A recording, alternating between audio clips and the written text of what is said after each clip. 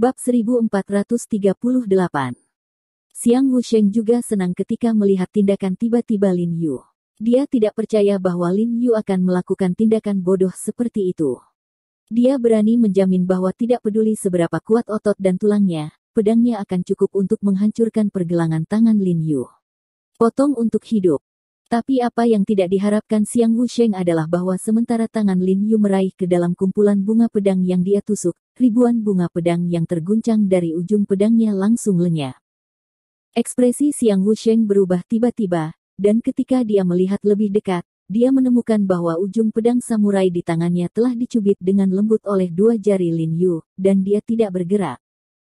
Xiang Wusheng sangat terkejut melihat pemandangan ini. Dia tidak percaya bahwa Lin Yu bisa mencubit pedangnya dengan kuat hanya dengan dua jari dengan kecepatan secepat itu.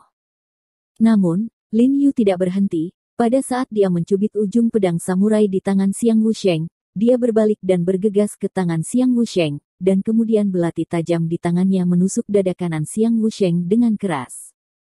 Bum bum bum. Beberapa suara logam hancur tiba-tiba terdengar, dan belati di tangan Lin Yu dihancurkan oleh kekuatan besar, dan potongan terakhir pisau juga ditekan dengan keras oleh telapak tangan Lin Yu di dada Xiang Wusheng. Meskipun belati Lin Yu tidak ditusuk ke otot oleh belati di tangan Lin Yu, para Xiang Wusheng yang berlatih ekaristi kelahiran kembali masih pasti robek dan darah mengalir. Pada saat yang sama, kekuatan besar datang dari dadanya. Dia mengguncang tubuhnya ke belakang, mengambil beberapa langkah tak terkendali, bersahabat, dan membanting kaki kanannya ke belakang, lalu tiba-tiba dia menghentikan tubuhnya. Xiang Wusheng tidak bisa membantu tetapi ekspresinya berubah, matanya berkedip dengan keheranan, dan hatinya bergetar karena tindakan sengit Lin Yu. Meskipun itu hanya tipuan, dia telah menemukan bahwa gerakan, kekuatan, dan kelincahan Lin Yu tidak lebih buruk darinya. Bahkan lebih baik dari dia. He Jiarong benar-benar pantas mendapatkan reputasinya. Pada saat Xiang Wusheng tercengang, Lin Yu sudah mengeluarkan belati lain yang dibawanya, dan dengan cepat menekan Xiang Wusheng. Melihat Lin Yu berniat untuk melawannya dari dekat, ekspresinya tiba-tiba berubah. Mengetahui bahwa Lin Yu ingin membatasi katana di tangannya, wajahnya tenggelam, dan kemudian dengan cepat melompat ke belakang dan mundur. Pada saat yang sama tangan kirinya tiba-tiba berubah. Panah hitam ditembakkan dengan suara desir, bercampur dengan suara menerobos udara, memotong langsung ke pinggang dan perut Lin Yu. Lin Yu mengerutkan kening, dan melihat tubuh depan bayangan terbang hitam tiba-tiba berhenti dan satu sisi, yang layak untuk menghindari anak panah yang sangat cepat ini, tetapi Xiang Wusheng mengambil kesempatan untuk bergegas dengan langkah. Pedang samurai menebas dari atas ke bawah dengan tusukan miring, dan sudutnya sangat rumit sehingga hampir memblokir semua kemunduran Lin Yu. Ekspresi Lin Yu berubah, tidak dapat dihindari, dan buru-buru mencoba memblokir dengan belati di tangannya. Cang! Suara retakan logam yang tajam melintas, dan belati di tangan Lin Yu dipotong oleh pedang samurai di tangan Xiang Wusheng. Lin Yu tidak bisa membantu tetapi terkejut, dan dengan seluruh kekuatannya, dia menarik ke belakang, dan pisau tajam itu segera jatuh ke pakaian di dadanya. Lin Yu buru-buru mengguncang tubuhnya dan bergegas ke samping. Dia tidak bisa menahan keringat dingin.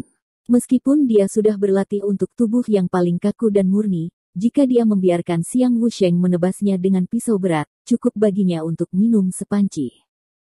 Master Sekte, ambil pisaunya. Melihat belati di tangan Lin Yu terpotong, Kui Mulang tidak jauh dari situ langsung melemparkan pisau pendek yang terbuat dari stainless steel ke tangannya. Lin Yu bergegas maju dengan sprint, terbang ke udara dan menangkapnya dengan pisau pendek terbang di langit. Namun, Xiang Wusheng segera menukik ke bawah dan bergegas maju lagi dengan kekuatan petir yang kuat, pedang samurai di tangannya menusuk dada kiri Lin Yu. Setelah menerima pedang, Lin Yu tidak bisa menutup tubuhnya tepat waktu, buru-buru menyapa pedang pendek di tangannya ke samping, dan langsung memblokir bilah yang ditusuk oleh pedang samurai di tangan Ai Wusheng dengan bilahnya. Apa yang tidak pernah diharapkan Lin Yu adalah saat ujung pedang samurai menembus bilah pedang pendek di tangannya, bilah itu tiba-tiba patah dan patah. Ini rapuh seperti pecahan kaca. Hati Lin Yu berkedut, kulitnya berubah drastis, seolah-olah dia tidak percaya bahwa pisau pendek ini bisa begitu rentan. Tahukah Anda, Keris ini tadi berada di tangan Kui Mulang melawan kumis katana tadi. Sambil merasa terkejut, Lin Yu bersandar tanpa sadar, mencoba menghindari pisau yang ditusuk oleh Xiang Wusheng. Namun, gerakannya agak lambat, dan bilah tajamnya masih menggores dada dan bahunya. Menurut masa lalu, pisau yang tidak terlalu serius ini tidak akan menyakitinya sama sekali. Tapi apa yang tidak pernah diharapkan Lin Yu adalah bahwa setelah Xiang Wusheng memotongnya dengan pisau ini, ada sensasi kesemutan di dada dan bahunya. Reaksi Lin Yu juga cerdik, tanpa menunggu Wusheng menekan pisaunya, dia segera jatuh, membanting punggungnya ke tanah, dan kemudian berguling karena malu. Beberapa meter jauhnya, dia menundukkan kepalanya dan melirik ke dada dan bahu kirinya. Ekspresinya tiba-tiba berubah, dan pakaian di dada dan bahunya telah dipotong, belum lagi, daging di dada dan bahunya juga telah dipotong. Dan jenis luka ini bukanlah luka yang sederhana, saya melihat lukanya ternyata, aliran darah terus mengalir, dan lukanya sangat serius. Mata Lin Yu melebar untuk sementara waktu dan wajahnya penuh ketidakpercayaan, dia tidak menyangka bahwa dia juga akan terluka. Anda tahu, dia sudah lama tidak mengalami trauma semacam ini sejak dia hampir menjalani pelatihan fisik hingga sekolah menengah. Ini baik. Melihat cedera bahu dan dada Lin Yu, orang-orang berbaju hitam di samping tidak bisa membantu tetapi terlihat sangat gembira dan bersorak gembira. He Jiarong sialan itu hampir tidak menyiksa mereka sampai mati sekarang, dan sekarang bajingan ini akhirnya menderita. Xiang Wusheng tidak mengambil keuntungan dari serangan itu setelah memukulnya. Tampaknya Lin Yu diberi waktu untuk menyangga, terutama setelah melihat kejutan yang berkedip di wajah Lin Yu, ada senyum yang sangat puas di mulutnya. Metropolitan. Serigala Kuimu di samping juga mengubah wajahnya ketika dia melihatnya, dia menendang kakinya dan bergegas menuju Lin Yu dengan kecepatan yang sangat cepat. Kemudian dia meraih pisau patah di tangan Lin Yu dan melihat bilah pisau yang patah dengan ekspresi terkejut, dan melihat bahwa bilahnya memang benar. Dipatahkan oleh kekuatan luar, hatiku hancur dan aku sangat terkejut sehingga aku tidak percaya bahwa pisau pendek yang aku pilih sebelum datang ke Amerika Serikat begitu rapuh. Master Sekte, ini tidak mungkin.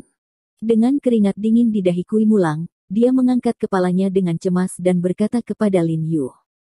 Setelah dia melihat luka di bahu Lin Yu, wajahnya tiba-tiba berubah. Ekspresinya ketakutan, dan dia berkata dengan cemas, "Tuan, Anda. Dibandingkan dengan keterkejutan yang disebabkan oleh ketidakmampuan pedang pendeknya untuk menahan satu pukulan, Kui Mulang tidak percaya bahwa seseorang dapat melukai suserain mereka. Huo Jiarong, sepertinya yang kamu bicarakan, apa itu Zongcheng dan apa itu hanya nama belaka." Pada saat ini, Xiang Wusheng yang berlawanan mencibir pada Lin Yu dengan lemah. Jika pisau ini ditusuk lebih jauh ke bawah, itu akan dapat mengambil nyawa Anda secara langsung.